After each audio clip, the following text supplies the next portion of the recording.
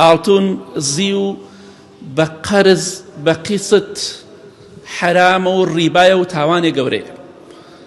ئاڵتون کڕین و زی و کڕین بە قەرز فائیزە و سووە ئەگەر هەر چەندێک کەمیش تاخیر بێ. ئەو کەسانەی کە پارەتان داوە چەند ڕۆژێکی تر قاڵ بە ئاڵتون و زیوتان بگاتە دەست، کەسابەتەکەتان حرامە و ڕیبایە، فائیز و سووە. لەخوا بترسن، چونکە پێغەمبەری خوا فەرمی صلى الله عليه وسلم أبي إذا كان يدا بيد، أبي دس بدس بيه، ها أو أعطونك ها أو بارك. أجر وانا بيغمري خوا فرمي صلى الله عليه وسلم برصي صحيح بخاري مسلم كه هر صحيح بخاري مسلم سيكه بزعنا كان حديث باسي وكا أعطون وزيو بقرز قسط شر قرزة حرام والربا. بيغمري خوا فرمي صلى الله عليه وسلم وما كان نسيئة فهو الربا، رواه مسلم. ئەوەی کە قەرزی تیابێ و تاخیربوونی تیابێ پارەکەی نەقد نەدرێ، دینار بە دینار نەدرێ، ڕیبایە.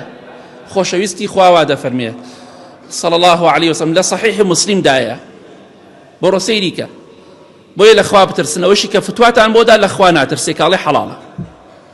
فێڵیش مەکە کاک فڵان کەس زەڕەنگەرەکە 10 ملیۆنم بە قەرز بەرێ با پارەکە نەبێتە ڕیبا، ئەوەش ڕیبایە. کابرا ئەگەر لای نەکڕی بەخوا دینارێکت ناداتێ.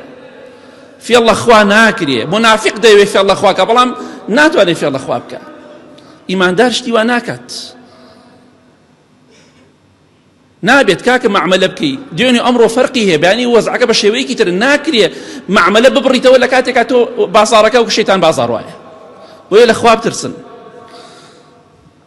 پێغەمبەری خوا صلی الله عليه وسلم دەفەرمێ لە صحیح تەرغیبایە لە هەر قەومێکە ڕیبا و زینا، ڕیبا یا زینا یەکێکیان، الڕیبا ئەوی زینا، هەر قەومێک هەر گەلێک ڕیبا لە ناویانە بڵاو بووەوە یا زیناکردن، هەرتوی ئەمڕۆ مەوجودە زۆر پەنا بەخوا. ئەوەی سە حاڵن خەڵک سەری کردوتە ڕیبا خواردنە، ئیزدیحام دروست بووە لە بەردەم نووسینگەکانە، هەمووشی ئیلا کەمێکینەوەی هەمووی داوای ئاڵتون و زیوی کڕۆ بە قەرز بۆی بێ.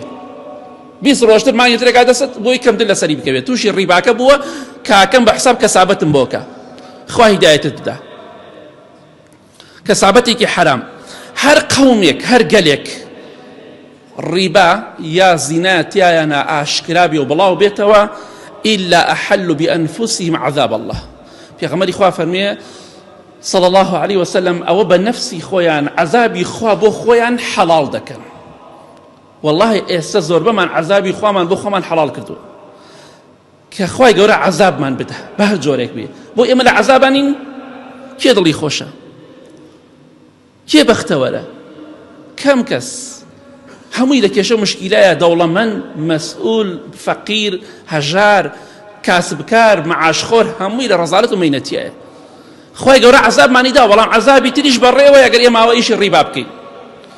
بۆیە بەڕاستی ئەم ئیزدیحامی کە دروستە بێ لە بەردەم نووسینگەکان و لە بەردەم دوکانەکان و ئەوانە هەمووی ئیشی ڕیبا دەکەن ئیلا کەمێکی نەبێت، چونکە بە قەرزەی کڕن، بە نەقد نایکڕن. لە خوا بترسن، با خوای گەورە عەذابمان بەسەرا نەبارێنێ.